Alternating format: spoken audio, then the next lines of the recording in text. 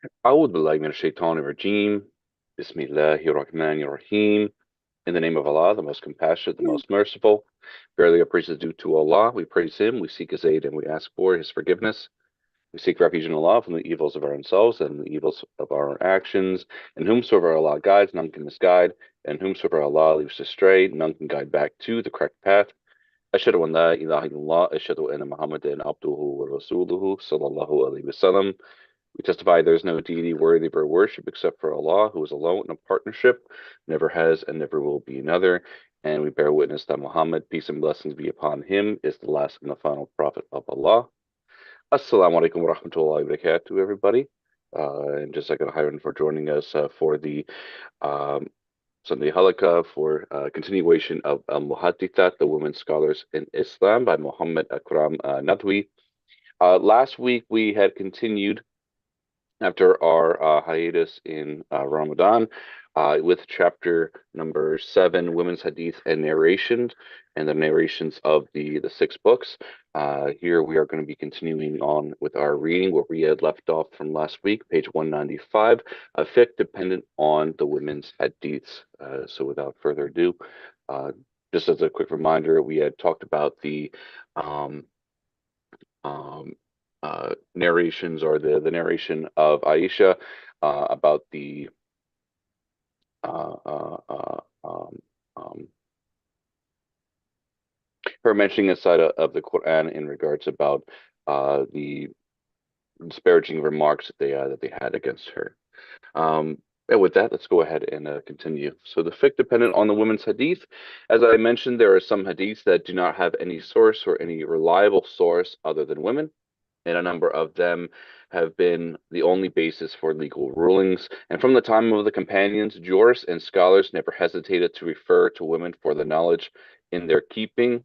And one example, which will be discussed more fully in chapter number 10, is the hadith of Barira. And she was a slave emancipated by Aisha, and the story of which provided many good points for discussions among the jurists. And the great Maliki scholar Abu Hussein ibn Zorkun even compiled a book about it called Fiqh Hadith Barira. And Hafiz ibn Hajar al-Ashqalani says some imams have collected the useful points of the hadith, which exceeded 300 points. And I've summarized this discussion in Fath al-Bari. And what's mentioned first is the hadith of Zubayya al-Aslamiyah. So God has commanded in his book that the waiting period for a widow before she can remarry is 4 months and 10 days. And he has also commanded that for a pregnant widow, the waiting period is until she delivers her child. And some jurists consider that 4 months, 10 days should be the minimum, even if a pregnant widow delivered before that. And Subaya al-Aslamiyah narrated that a few days after the death of her husband, she delivered her child and asked the Prophet ﷺ who allowed her to remarry. And Uthman, the third caliph, asked Zubayya to confirm what she narrated and then judge according to her report. And Sulaiman ibn Yasar has narrated that Abu Salama ibn Abd al-Rahman and Abdullah ibn Abbas had gathered with Abu Huraira and were discussing the waiting period for a pregnant widow. And Ibn Abbas thought her waiting period is the longer of the two periods. And Abu Salama thought that the waiting period ends with the end of the pregnancy. And they continued to disagree. And Abu Huraira said, I am with the nephew Abu Salama. And then they sent to Quraib and the Mawla of Ibn Abbas to Salama to ask her, and she told them about the incident of Subayya al-Aslamiyah and the Prophet ﷺ permitting her to remarry after she had delivered her child.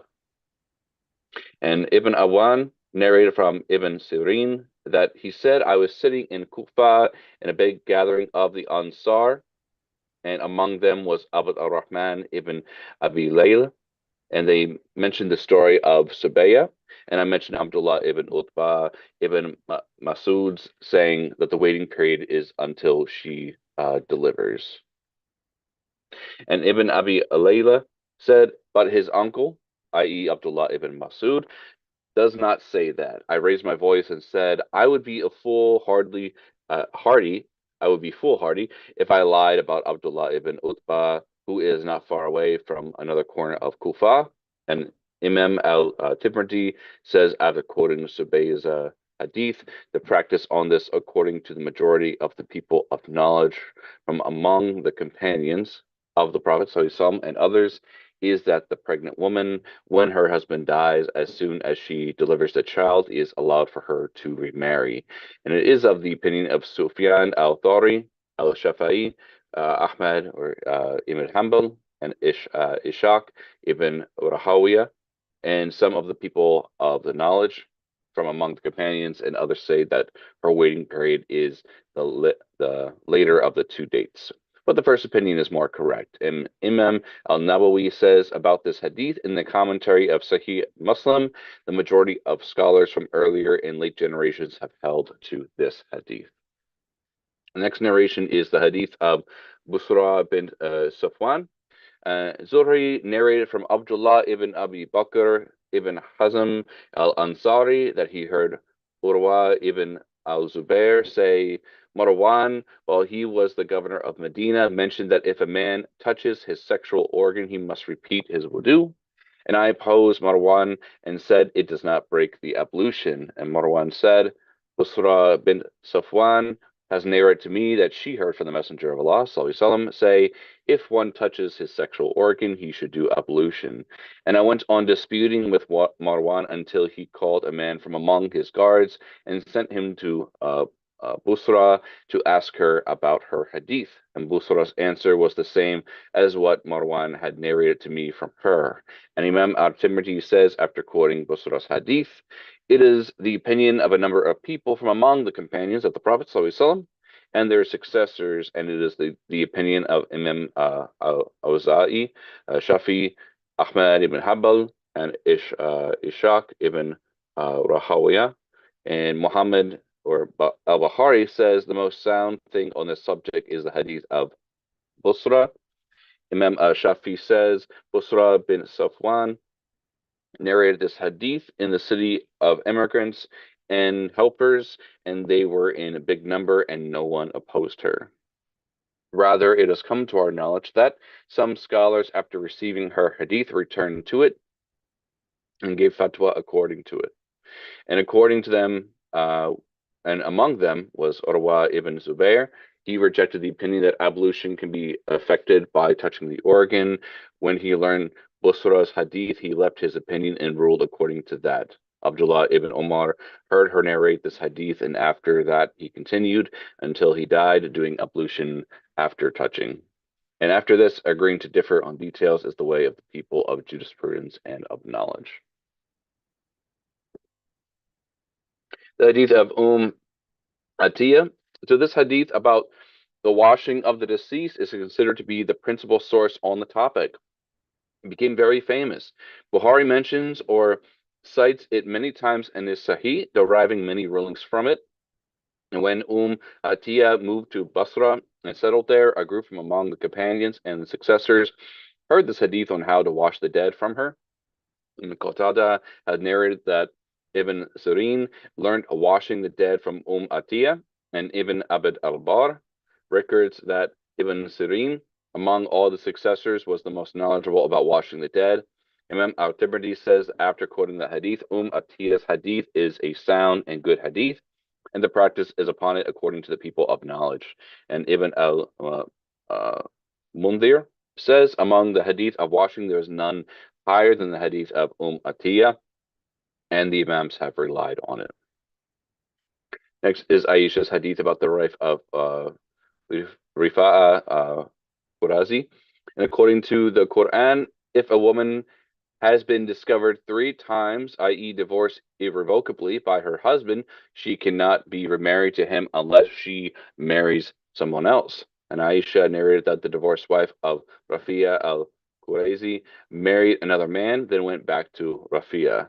And the Prophet ﷺ that she could not do so unless she had relations with her present husband. In that condition, that the later marriage must be consummated is not mentioned in the Quran, but on the basis of the Hadith, and is generally accepted by the jurists and scholars. And Imam At-Tirmidhi says Aisha's Hadith is good and sound, and the practice according to all the people of knowledge from among the companions of the Prophet ﷺ and others is on this, and then he clarifies the condition about consummation.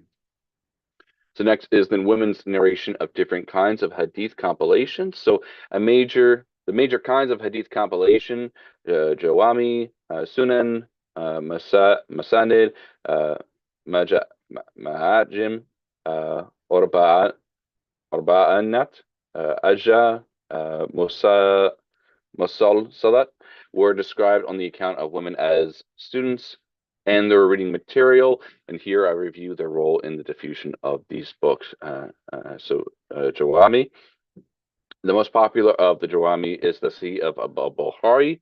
Karima Morazia was a famous narrator of it, whose version has been continually handed on by scholars ever since.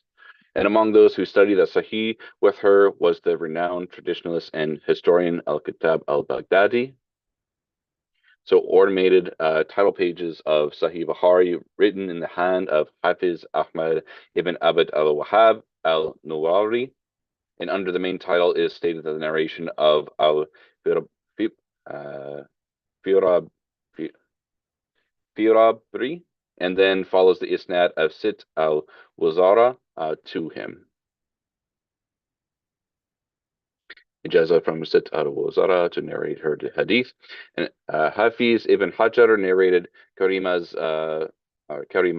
version from the Sheikh Abdullah ibn Omar al-Hindi al-Halawi, who studied with Muhammad ibn Ghali ibn Najm al-Dimyati, who studied it with al-Muwa'in Ahmad ibn Ali ibn Yusuf al-Dimashqi, who studied it with Abu al-Qasim al-Busiri, with the well-known isnad to Karima. And Ibn Hajar also studied it with his sheikh, Hafiz Zain al-Din al-Iraqi, who studied it with Abu Ali Abd al-Rahman ibn Abdullah, with his isnad to Karima. And the famous narrator of the Sahih of the 6th century is al-Barha, Fatima bint Muhammad al-Baghdadi. And Hafiz ibn Hajar says in the account of Ahmad ibn Khalil ibn Kaykaldi al-Ali, among his eminent narrations of the Sahih, which he studied with the Ghanim ibn Ahmad al-Jaludi, who narrated from Fatima bint Muhammad al-Baghdadi. And another and equally famous narrator of the Sahih is the righteous Sheikh and Musnida of her time, Sit al-Wazara bint Umar ibn Sa'ad ibn Munaja al-Tanukhiyya, who taught the whole book many times in Damascus and Egypt, and among her students were the Qadi of Medina, Awad al-Rahim ibn Razin al-Hamawi, Sheikh Shams al-Din Muhammad ibn Ahmad al-Jafari, Qutub al-Din Muhammad ibn Abi al-Thani al-Hiramas al-Misri, Imam al-Din Muhammad ibn al-Hasan al-Qurayshi al-Isna'i, Sheikh Kamal al-Din Muhammad ibn al-Hussein al-Durati, Muhammad ibn Khalil ibn Yurbak al-Dablusi, Muhammad ibn Dawood ibn Abdullah ibn Zafir al-Baralasi, Qadi Taqi al-Din Muhammad ibn Abdullah al-Misri, Abu al-Baka Muhammad ibn Abdullah al-Subki al-Shafa'i, Muhammad ibn Abd al-Rahman ibn Abdullah al-Hashimi al-Amdi, Muhammad ibn Abd al-Rahman ibn Umar al-Khalili al-Dari, Taqi al-Din Muhammad ibn Abd al-Karim al-Halabi al-Misri, Qadi of Hims Qutub al-Din Muhammad ibn Abd al-Muhsin al-Subki, Qadi of Medina, Muhammad ibn Abd al-Muti ibn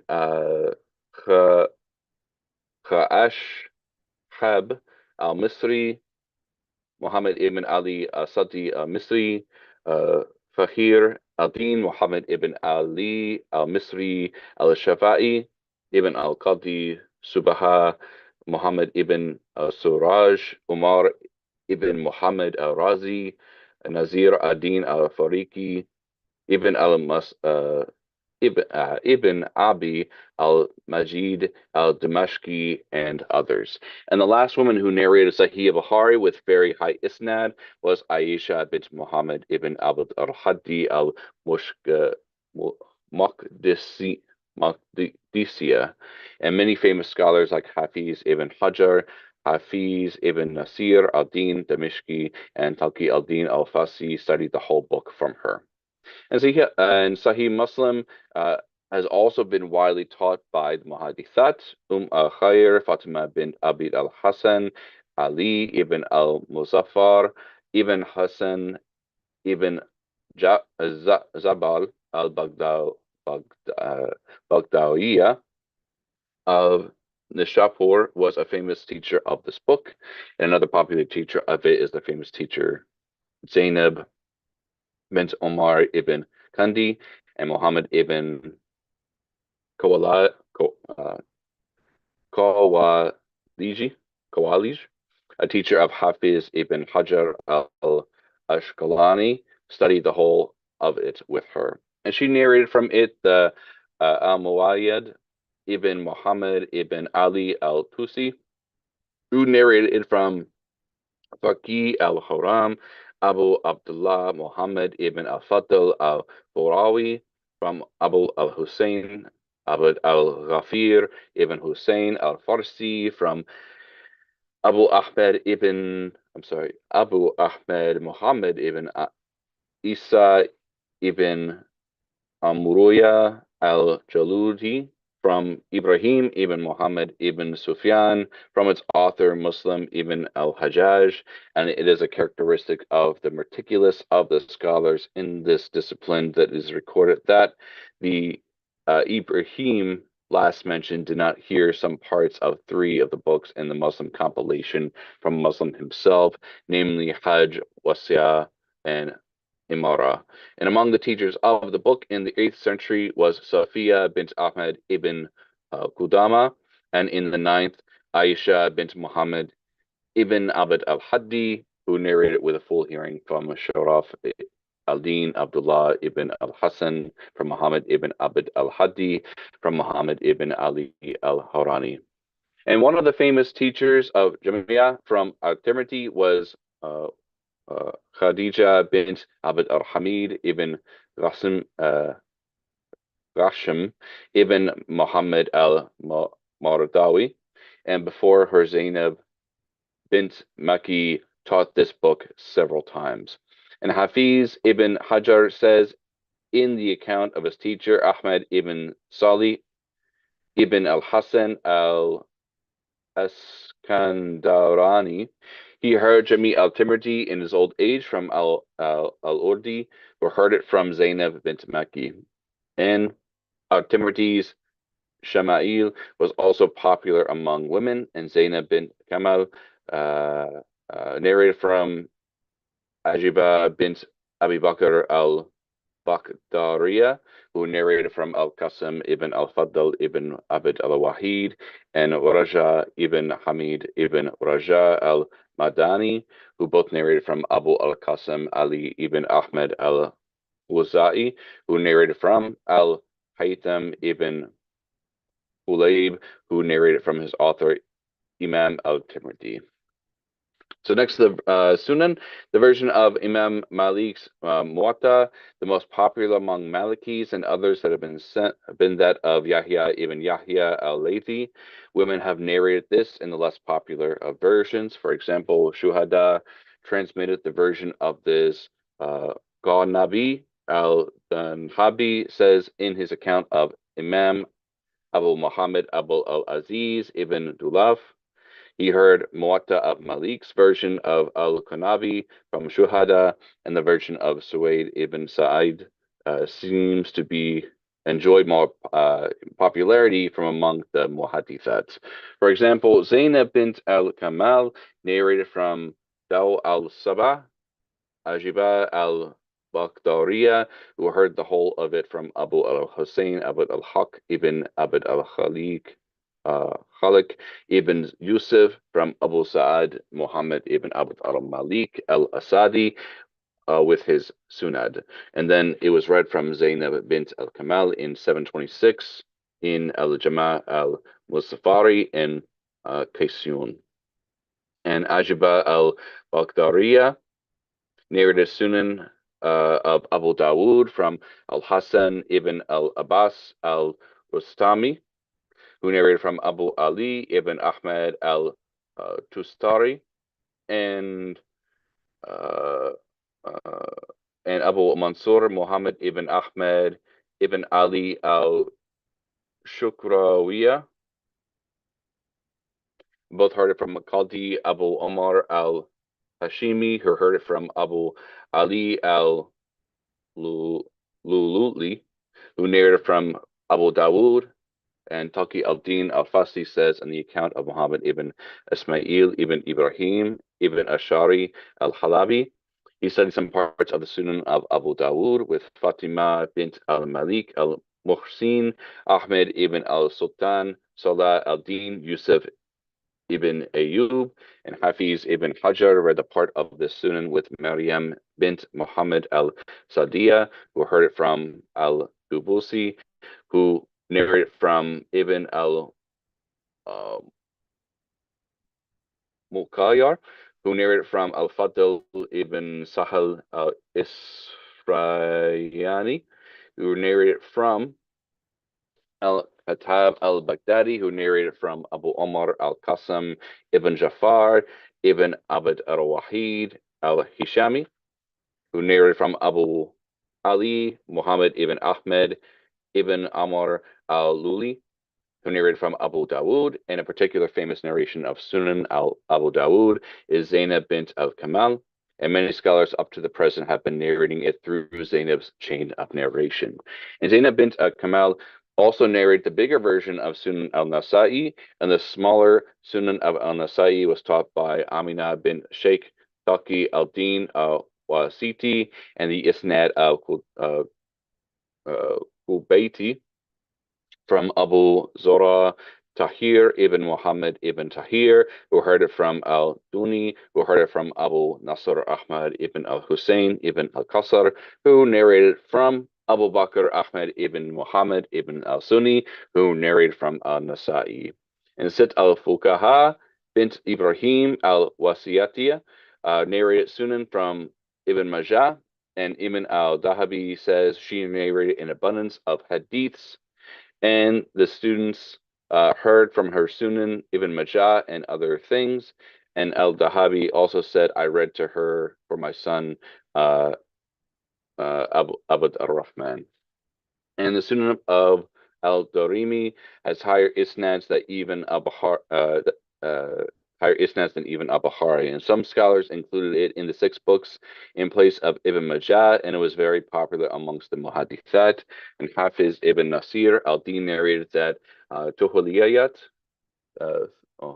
Thul Thiyat of Imam Darimi from Abdullah Zainab bint Sharaf al-Din Abdullah ibn Abd al-Halim ibn Taymiyyah al-Harani, also who narrated from Abu Abbas Ahmad ibn Abi Talib al-Hajjar, who narrated from Abu Munaja with his well-known sanad.